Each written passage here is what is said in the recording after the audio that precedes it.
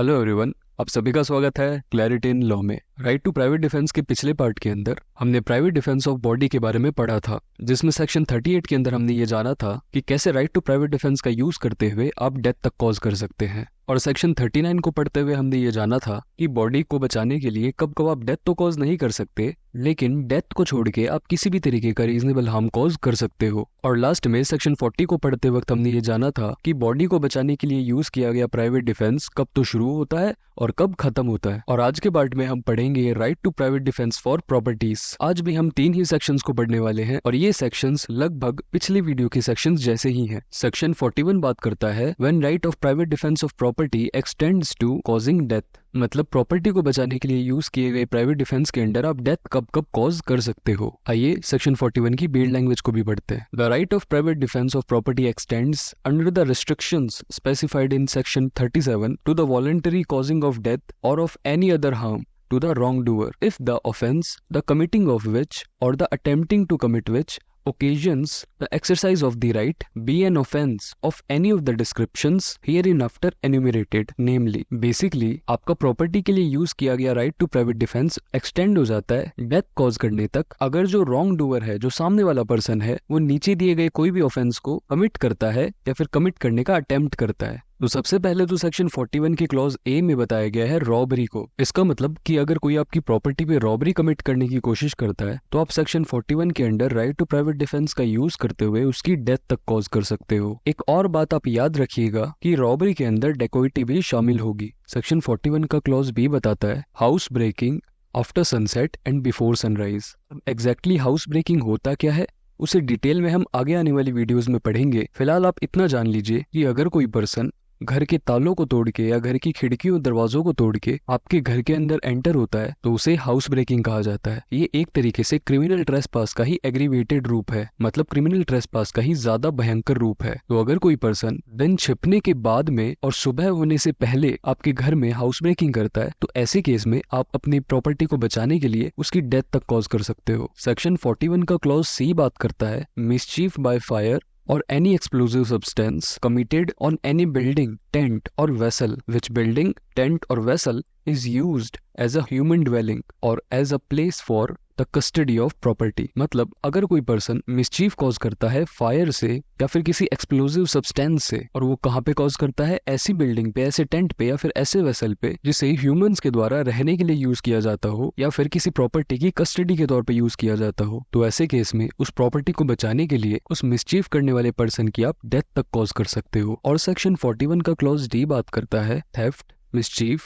or house trespass under such circumstances as may be reasonably cause apprehension that death or grievous hurt will be the consequence if such right of private defense is not exercised। मतलब अगर चोरी, mischief या फिर house trespass किया जाता है ऐसी circumstances के अंदर कि आपको ये रीजनेबल एप्रीहेंशन हो जाता है कि अगर आपने राइट टू प्राइवेट डिफेंस का यूज नहीं किया तो आपकी डेथ हो जाएगी या फिर ग्रीवियस हर्ट हो जाएगा, तो ऐसे केस में भी अपनी प्रॉपर्टी की सुरक्षा करने के लिए आप सेक्शन 41 के अंडर सामने वाले पर्सन की डेथ तक कॉज कर सकते हो। चलिए इसे एक एग्जाम्पल के साथ समझते हैं। सपोज कीजिए एक घर है जिसके अंदर 4 रूम्स हैं। पहले रूम में ए रहता है, दूसरे रूम में बी रहता है, तीसरे रूम में सी रहता है और चौथे रूम में डी रहता है। और घर की एंट्री गेट के ऊपर एक गार्ड खड़ा है सिक्योरिटी के लिए। सपोज करते हैं एक्स नाम का एक थीफ आता है जो कि इस घर में चोरी करना चाहता है। वो मेन गेट से एंट्री लेते वक्त उस गार्ड को मार देता है और सबसे पहले वो रूम 1 में दाखिल होता है। अंदर घुसते ही वो सबसे पहले ए को मार देता है और आसपास का सामान चोरी कर लेता है। फिर वो रूम 2 में जाता है और सबसे पहले बी को मार देता है और आसपास का सामान चोरी कर लेता है। उसके बाद वो रूम 3 में जाता है और सबसे पहले सी को मार देता है और आसपास का सामान वापस से चोरी कर लेता है। अब ये सारी चीजें जो डी है वो अपने रूम में बैठा बैठा सीसीटीवी कैमरा की मदद से देख रहा था और उसे ये रीजनेबल एप्रीहेंशन है और जाहिर सी बात है कि अगर एक्स है वो डी के रूम में घुसा तो सबसे पहले वो उसे ही मारेगा। ऐसे केस में अगर डी अपनी सुरक्षा करने के लिए राइट टू प्राइवेट डिफेंस का यूज करता है तो सेक्शन 41 के अंडर वो एक्स की डेथ तक कॉज कर सकता है। अब यहाँ पे आप ध्यान दीजिए, जब हम सेक्शन 35 को पढ़ रहे थे तो हमने ये जाना था कि प्रॉपर्टी के लिए राइट टू प्राइवेट डिफेंस का यूज करने के लिए इन 4 में से किसी भी ऑफेंस का होना जरूरी है, थेफ्ट, रॉबरी, मिसचीफ या फिर क्रिमिनल ट्रेसपास। तो आप ध्यान से देखिए सेक्शन 41 जो है वो इन्हीं चीजों का एग्रीवेटेड रूप है। सेक्शन 41 का क्लॉज ए तो सीधे सीधे ही रॉबरी के बारे में बता देता है, क्योंकि रॉबरी अपने आप में काफी खतरनाक ऑफेंस होता है। सेक्शन 41 के क्लॉज बी में जो हाउस ब्रेकिंग के बारे में बताया गया है वो क्रिमिनल ट्रेसपास का ही एग्रीवेटेड रूप है। सेक्शन 41 के क्लॉज सी में जो मिसचीफ बाय फायर या फिर एक्सप्लोजिव सब्सटेंस के बारे में बताया गया है वो नॉर्मल मिसचीफ का ही एग्रीवेटेड रूप है। और सेक्शन 41 के क्लॉज डी में theft etcetera with apprehension of death या फिर ग्रीवियस हर्ट के बारे में बताया गया है वो थेफ्ट का ही एग्रीवेटेड रूप है। अब इन सारी बातों को आप याद रखिएगा, क्योंकि सेक्शन 42 को पढ़ते टाइम हम इन बातों को वापस से कंपेयर करेंगे। आइए सेक्शन 42 पे चलते हैं। सेक्शन 42 कहता है when such right extends to causing any harm other than death, मतलब प्रॉपर्टी को बचाने के लिए यूज किया गया प्राइवेट डिफेंस एक्सटेंड हो सकता है किसी भी हार्म को कॉज करने के लिए, बस डेथ को छोड़ के। सेक्शन 42 की बेड लैंग्वेज कहती है the offence the committing of which or the attempting to commit which occasions the exercise of the right of private defense be theft, mischief or criminal trespass not of any of the descriptions specified in section 41, that right does not extend to the voluntary causing of death but does extend subject to the restrictions specified in section 37 to the voluntary causing to the wrongdoer of any harm other than death। Basically इसका मतलब ये हुआ कि अगर wrong doer theft करता है या फिर मिसचीफ करता है या फिर क्रिमिनल ट्रेसपास करता है, जो कि सेक्शन 41 वाले थेफ्ट या फिर क्रिमिनल ट्रेसपास या फिर मिसचीफ नहीं है, simple theft, simple criminal trespass या फिर सिंपल मिसचीफ है, तो ऐसे केस में आप रॉन्ग डूअर की डेथ कॉज नहीं कर सकते, लेकिन डेथ को छोड़ के आप किसी भी तरीके का रीजनेबल हार्म कॉज उसे कर सकते हो। अब थोड़ा ध्यान दीजिएगा, देखिए सेक्शन 35 ने हमें बताया था कि right to private defence property के लिए आप कब कब यूज कर सकते हो। तो उसमें उसने बताया था कि आप थेफ्ट के केस में, रॉबरी के केस में, क्रिमिनल ट्रेसपास के केस में या फिर मिसचीफ के केस में राइट टू प्राइवेट डिफेंस का यूज कर सकते हो। अब सेक्शन 41 कहता है कि उसी राइट टू प्राइवेट डिफेंस का यूज करते हुए आप कब रॉन्ग डूअर की डेथ तक कॉज कर सकते हो। तो यहाँ पे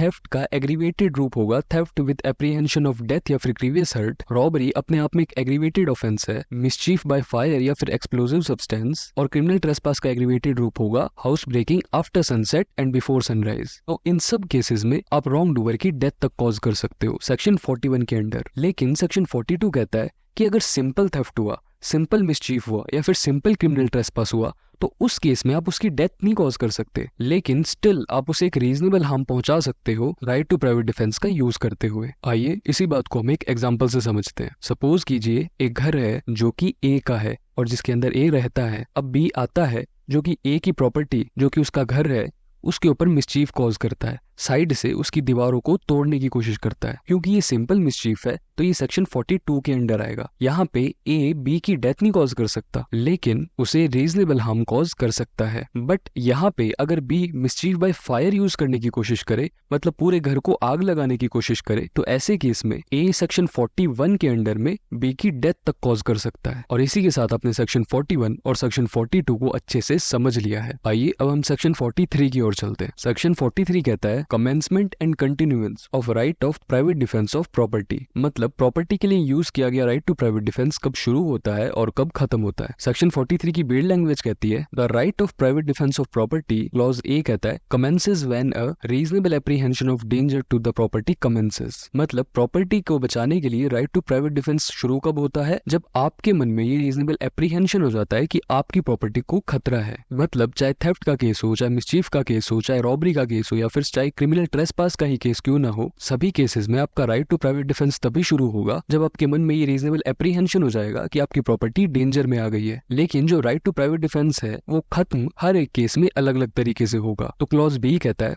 against theft continues till the offender has effected his retreat with the property or either the assistance of the public authorities is obtained or the property has been recovered। मतलब theft के case में शुरू तो वो तब से ही हो जाएगा जैसे ही आपके मन में रीजनेबल एप्रीहेंशन आ जाता है कि आपकी प्रॉपर्टी डेंजर में है, लेकिन खत्म तब होगा या फिर तब तक कंटिन्यू करेगा जब तक वो चोर आपकी प्रॉपर्टी को लेके भाग नहीं जाता। मतलब अगर चोर भागने में पूरी तरीके से सक्सेसफुल हो चुका है और अब वो आपको नहीं दिख रहा है, काफी आगे भाग चुका है, तो अब आपका राइट टू प्राइवेट डिफेंस खत्म हो जाएगा। सेकंड, अगर आपको रास्ते में ही किसी पब्लिक अथॉरिटी की असिस्टेंस मिल जाती है, मतलब अगर आप चोर को पकड़ने के लिए उसके पीछे दौड़ रहे हैं और रास्ते में ही आपको पुलिस की गाड़ी मिल जाती है, तो ऐसे केस में भी आपका राइट टू प्राइवेट डिफेंस वहीं पे ही खत्म हो जाएगा। क्योंकि राइट टू प्राइवेट डिफेंस अपने आप में तभी अवेलेबल होता है जब स्टेट आपकी सुरक्षा करने के लिए ना आ पाए। इसी बात को हमने शुरुआती वीडियोस में देखा था। तो क्योंकि अब स्टेट अवेलेबल हो चुका है, आपको पुलिस ऑफिसर्स की हेल्प मिल सकती है, तो अब आप राइट टू प्राइवेट डिफेंस का यूज नहीं कर सकते। अब ये उनकी जिम्मेदारी है कि वो आपकी हेल्प करें, लेकिन इसकी एक कंडीशन और भी है। अगर पुलिस ऑफिसर आपकी हेल्प करने के लिए रिफ्यूज कर देता है, आपको मना कर देता है, तो उस केस में आपका राइट टू प्राइवेट डिफेंस वहां पे खत्म नहीं होगा। तीसरी बात है, अगर आपको आपकी प्रॉपर्टी वापस मिल जाए